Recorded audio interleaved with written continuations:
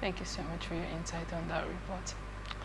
Taraba State lawmakers are reportedly considering replacing Deputy Governor Alhaji Aminu Alkali, who has been absent from office for over 9 months due to illness.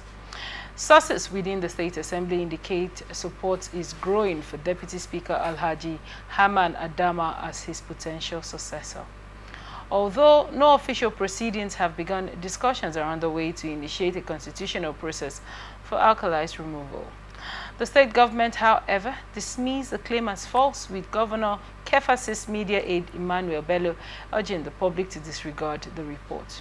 No formal statement has been released from the Deputy Governor's office, though insiders acknowledge plan to relieve him of duty has been discussed. Meanwhile, the Taraba State government has dismissed claims that the Deputy Speaker Haman Adamu has been nominated as the new Deputy Governor.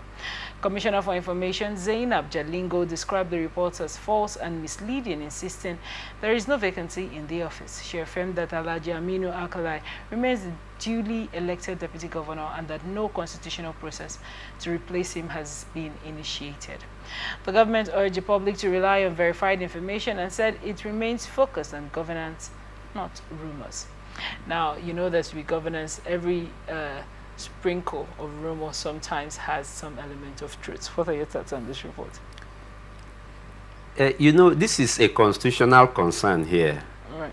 Yes, Section 189, subsection 1A of the 1999 Constitution states how a governor or the deputy can be removed from office. And one of such is incapacitation. In the event where it is proved that either the governor or the deputy cannot discharge its constitutional function as being elected, then the Constitution says in that particular section that the State Executive Council will meet and by a 2/3 majority vote of the State Executive Council members, Right. okay, then if you look at subsection 4 of that particular section of the Constitution, it went ahead to talk about the medical experts. That is proven truly, because there has to be a medical report. There had to be corroboration of this report showing truly that he or she is incapacitated to discharge his constitutional functions. Then thereafter, a vote will be passed, a cast by the majority, 2/3 majority. That will be 2/3 majority of the members of the Executive Council. By a resolution of that, then possibly the House of Assembly will ratify it and it becomes a law. So now that the state government is saying there is no such constitutional process, the House of Assembly itself cannot move on that, because the law is very straight that it has to be a resolution of 2/3 majority of the Executive Council, not the House of Assembly at this time. Okay. The House of Assembly can only come in when that resolution, when the medical reconfirmation, the reports of the medical team have been certified to be correct, then there will be a resolution by 2/3 majority of the Executive Council. Then thereafter, the House of Assembly can rectify the position. But over time, we've had lots of leaders that have become sick. You can cite, for example, Yaradua at some point, Buhari at some point was equally ill. I think there's this Osho State governor at some point that was equally ill for the long term. But they were not taken out of office. So why is this? Why is this rumor flying around? Yes, is there no room for someone to fall ill in governance? No, of course. We are humans. Right. We are not robots. Okay, so everybody, every human is capable of falling ill. Right. Every human, no matter how highly placed.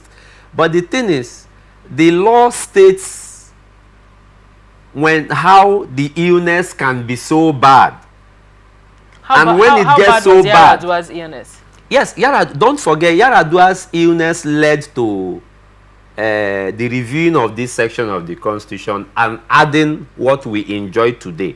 Then, the law never contemplated about situations where, you know, our governor, deputy, president, or vice president, in the event where they get ill, what happens. The law then never contemplated it. But when the brouhaha with Yaradua's illness, how some persons in the government shielded it, covered it for a very long time, we are enjoying the booties of government until President Olusegun, the former President Olusegun, went there to confirm truly that something have gone wrong and alerted Nigerians. So that led to the review of the Constitution. That enabled the National Assembly to review that part of the Constitution and accommodating these ingredients now. Then it was a lacuna in our laws. So at that point, the Assembly now, the National Assembly now did what they did to accommodate it. So today in Nigeria, as a serving leader, either the president or the vice president or the governor or the deputy, the law has stated what happens in case of incapacitation. So in the case of President Muhammadu Buhari, where you alluded, he didn't get to that point where, you know, those around him could say he was incapacitated. The man only fell ill, which ordinarily it's natural. Anybody could get ill. No, even though you are the president or not, one could get ill. We are all created by God. We are humans. So the issue of the deputy governor, it behoves on the State Executive Council, okay? Right. Looking at what the provisions of the law says, the responsibility is on them. If they are lying to Nigerians, let their conscience judge them. But the law has said, by resolution of 2/3 majority of the Executive Council members, haven't confirmed the medical report. Don't forget, the medical experts must have done their due diligence, you know, in finding out truly that the medical state wherein he or she is, he is incapacitated or not. So the advice of the medical experts will also enable the Executive Council to take a decision, whether in passing a 2/3 majority resolution or not. That is the law. Anything outside that is not the law.